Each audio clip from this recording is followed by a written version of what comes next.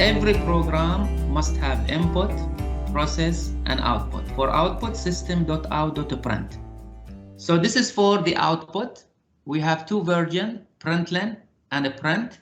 The difference is that the println, after printing the data, it will take you to the next line. But for a print, it will stay on the same line. So if there is another print after that, it will continue from that line. If we have more than one data, then you can combine these data by using a plus. For example, if you want to print a message followed by the value of a variable, so you are printing two data. You combine these two data by using a plus. So the first part, the first data is a message. The second data will be a variable. So when you write a variable name, it will not print on the screen amount. It will print the value of amount. But if you put between double quotation, then it will print the answer, okay, as a message. So the compiler will, this plus is not addition. This is combining, it means put them side by side. So first it will print the amount as, next it will print the value 3.99. Now if you don't have a space between these two, then these two will be close to each other. Now for input. Input in Java is a little bit complicated. It's not just you write one line for reading from the user, then you have to set up your program for reading. So you need to create an object in case that you need to read from the user. So you need 3 steps. And this is a must for every program that you need to read from the keyboard. You need to have 3 steps. First step, before you start writing the program, you write import java.util.scanner. You have to write this line before public class. Otherwise, you will not be able to define the object for the keyboard. Next step, create the object.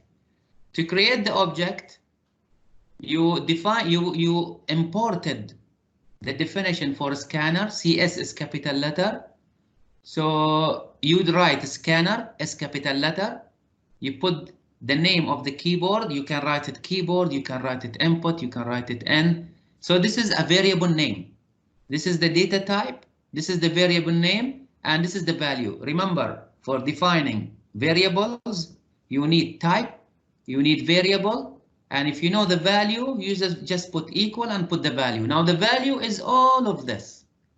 I don't expect that you fully understand what is the meaning of this, because this is for chapter number 5. When we understand classes and objects, you will understand the meaning of new and what is a scanner and what is system.n.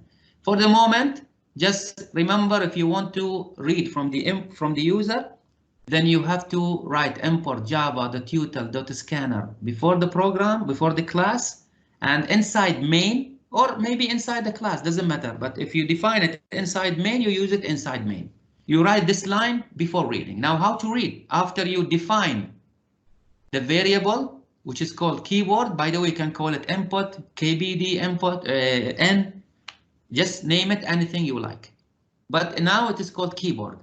Third step, after you define the variable, which is keyboard, then you use dot, and then you put what is called a method name. If you are reading an integer, you write next int, see here. If you are reading double, then you need to write next double. And I think I need to demonstrate this by a program. It's better that we write a program. So let us go to the Java compiler. So in here, I'm going to create a program. I have already prepared a file for that. I prepared a project for organizing my programs I cover in a class. So I'm going to save it. File, save, and I'm going to give it a name. I'm going to call it simple program. And I will include it inside, okay, it's March 9. Okay, I will include it inside March 9 and I will save it. Now it is saved, simple program. So I have to write the name of the class the same as the name of the program, simple program. So it will be simple program. Okay. And then we put brackets. So inside here, what we are going to write, we write public static void main and then string round square brackets args, and then we write the code for main. So first step is this, import. Second step, you define the object scanner. I'm not going to call it keyboard, just to show you that you can name it with anything. I'm going to call it N equal new scanner is capital letter, open round bracket, system is capital letter, dot N semicolon. So now here I'm going to write a comment, create an object for the input keyboard.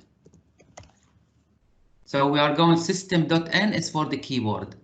And when you take programming 114, ITCS 114, they will teach you how to read from a file.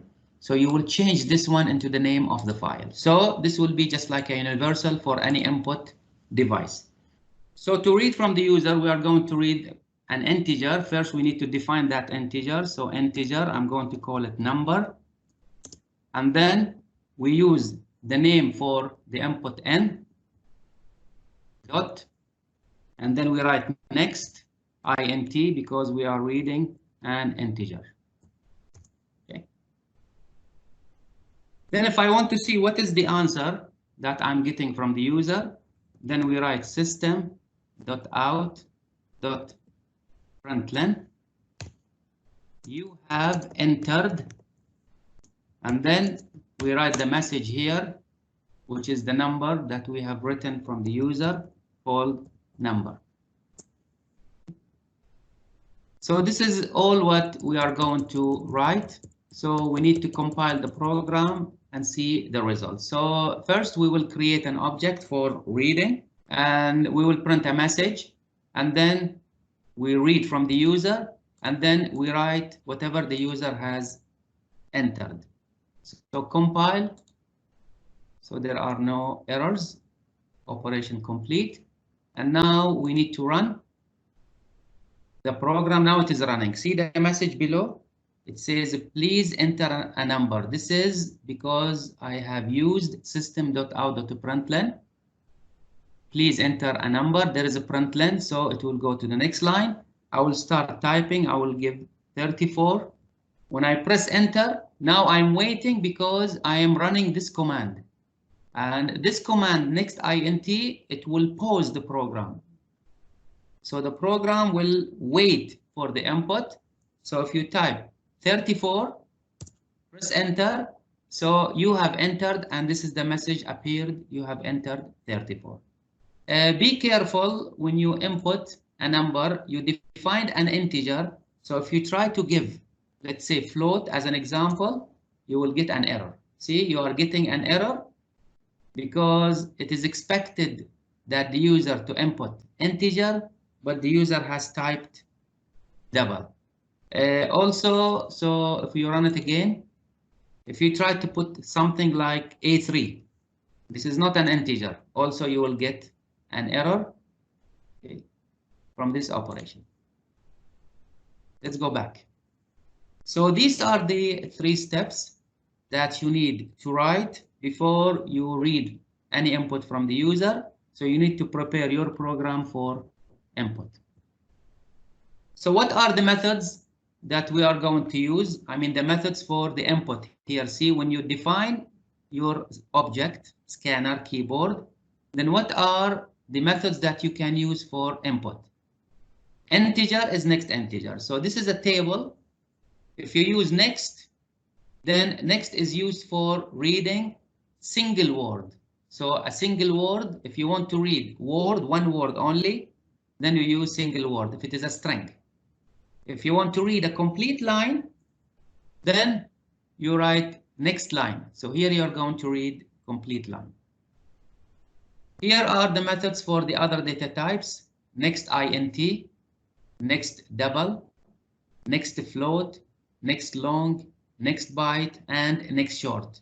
And these are the data types, and here explanation, okay, what they return. Don't forget that Java is case sensitive. So you have to write it exactly the same: next int, next double, and etc. For a next Boolean, this will be covered in chapter number 3. And in chapter number 3, we will cover Boolean data types, and we will talk about it more. Although we don't need to read any Boolean data type from the user for true and false, but whenever that time comes, we will talk about it.